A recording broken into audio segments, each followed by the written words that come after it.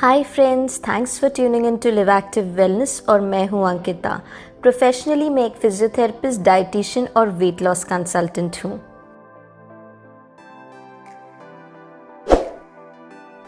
Friends, आज का हमारा टॉपिक है seed cycling for hormonal balance. What is seed cycling? Seed cycling basically diet supplementation है जिसमें 4 तरह के सीड्स यूज होते हैं। फर्स्ट फेज में यूज होता है फ्लैक्स सीड्स यानी अलसी के बीज और पंपकिन सीड्स यानी कद्दू के बीज। सेकंड फेज में यूज होता है तिल यानी सेसमी सीड्स और सनफ्लावर सीड्स यानी सूर्यमुखी के बीज। ये सीड साइक्लिंग का मेथड हार्मोनल इम्बैलेंसेस को करेक्ट करने के लिए, रिप्रोडक्टिव हेल्थ को इम्प्रूव करने के लिए और फर्टिलिटी को बूस्ट करने के लिए यूज़ किया जाता है।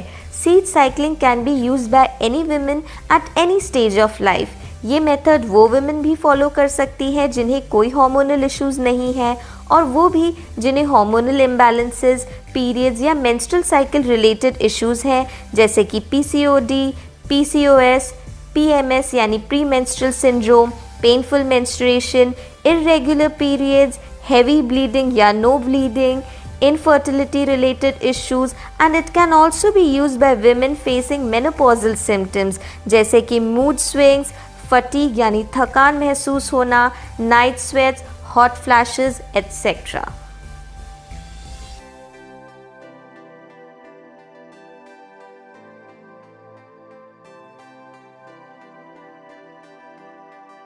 यहाँ रेफरेंस के लिए मैं 28 डेज की मेंस्ट्रुअल साइकिल शो कर रही हूँ। Day 1 to day 14 menstrual cycle का फर्स्ट फेज होता है। डे 1 हम वो दिन कंसिडर करेंगे जहाँ पीरियड स्टार्ट होते हैं, that is the day you start bleeding.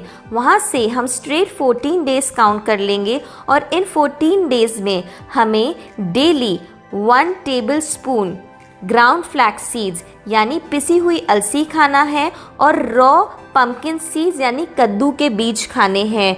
ये phase menstrual that is bleeding phase और फॉलिकुलर फेज से बनता है। फ्लैक्स सीड्स में फाइटो ईस्ट्रोजन्स होते हैं यानी प्लांट बेस्ड ईस्ट्रोजन जो हमारे ह्यूमन बॉडी के ईस्ट्रोजन हार्मोन से सिमिलर होते हैं। फ्लैक्स सीड्स हमारे बॉडी के एक्सेस ईस्ट्रोजन से बाइंड करता है और उसे बॉडी से फ्लश आउट कर देता है, यानी ईस्ट्रोजन डोमिनेंस नहीं होने देता, और इस तरह से ईस्ट्रोजन हार्मोन को बैलेंस करने में फ्लैक्स सीड्स बहुत हेल्पफुल हैं। इस तरह से हमें daily 1 table spoon flax seeds लेना है, और जब हम इसे ग्राइंड करके लेंगे तो वो करीबन हमें हाफ टेबल स्पून लेना होगा, क्योंकि वॉल्यूम पिसने के बाद, ग्राइंड होने के बाद वॉल्यूम कम हो जाता है। इसके अलावा भी फ्लैक्स सीड्स खाने के कई सारे फायदे हैं। अब बात कर लेते हैं पंपकिन सीड्स की।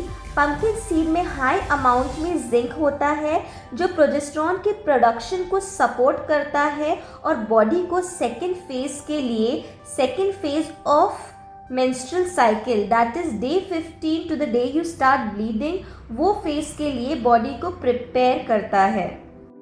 पंपकिन सीड्स में ट्रिप्टोफैन्स होते हैं जो बॉडी के स्ट्रेस हार्मोन्स को रिड्यूस करते हैं और एक हेल्दी स्लीप साइकिल प्रमोट करते हैं। फ्लैक्स सीड्स और pumpkin seeds both are high in fibers. ये बॉडी के बैड कोलेस्ट्रॉल को रिड्यूस करते हैं। ये वेट लॉस फ्रेंडली होते हैं। इनमें ढेर सारे एंटीऑक्सीडेंट्स होते हैं। They are very rich in omega 3 fatty acid जो हेल्दी स्किन और हेयर्स के लिए बहुत ज़रूरी है। They are richest source of lignans and protect against many form of cancers. इनमें एंटी इन्फ्लेमेटरी सब्सटेंसेस भी होते हैं। ये BP और ब्लड शुगर को भी रेगुलेट करता है। तो पंपकिन सीड्स भी हमें डेली 1 टेबल स्पून लेना है।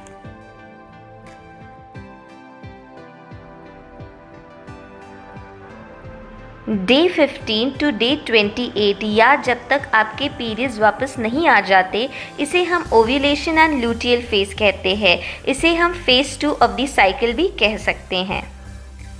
14 डेज पे एक मैच्योर एग ओवरी से रिलीज हो जाता है और इन 14 डेज यानी फेज 2 में हमें daily 1 table spoon sesame seeds और 1 table spoon sunflower seeds consume करना है।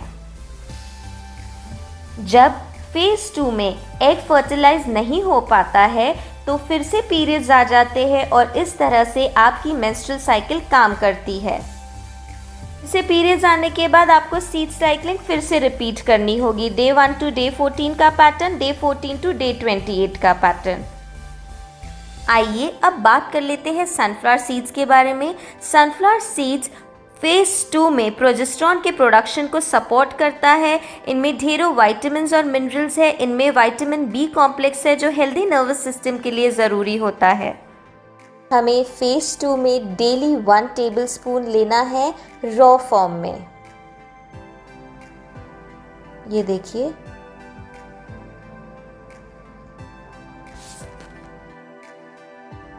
फेज 2 में हमें डेली सेसमी सीड्स भी लेना है।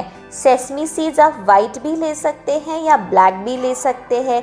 इनमें बहुत हाई अमाउंट में zinc, selenium, calcium, copper, iron, vitamin B6 होता है। ये बॉडी के एक्सेस ईस्ट्रोजन्स को भी ब्लॉक कर देते हैं और प्रोजेस्टेरॉन के प्रोडक्शन को सपोर्ट करते हैं। इनमें ढेरों माइक्रोन्यूट्रिएंट्स होते हैं जो हार्मोनल हेल्थ को सपोर्ट करते हैं।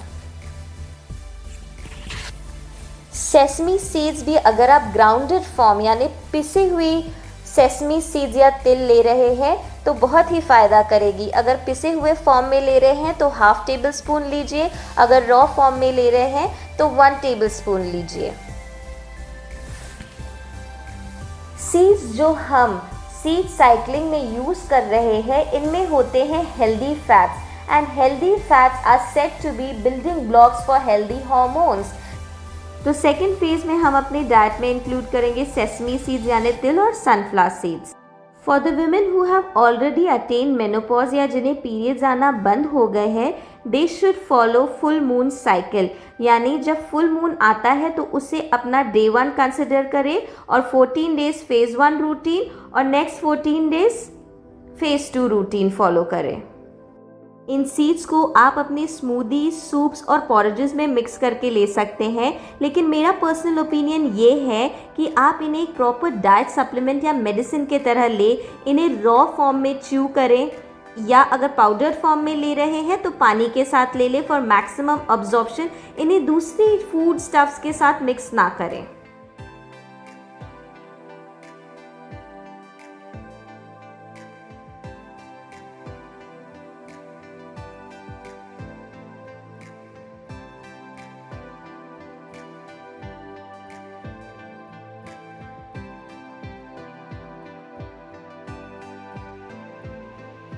हार्मोन्स को बैलेंस करने के लिए सीड साइक्लिंग के साथ आपको कुछ लाइफस्टाइल चेंजेस करने होंगे, जैसे हेल्दी खाना खाना होगा, पैकेज्ड फूड से दूर होना होगा, आपको डेली 45 to 50 मिनट्स एक्सरसाइज करनी होगी, स्लीप साइकिल को रेगुलेट करना होगा, अपने स्ट्रेस लेवल्स को मैनेज करना होगा।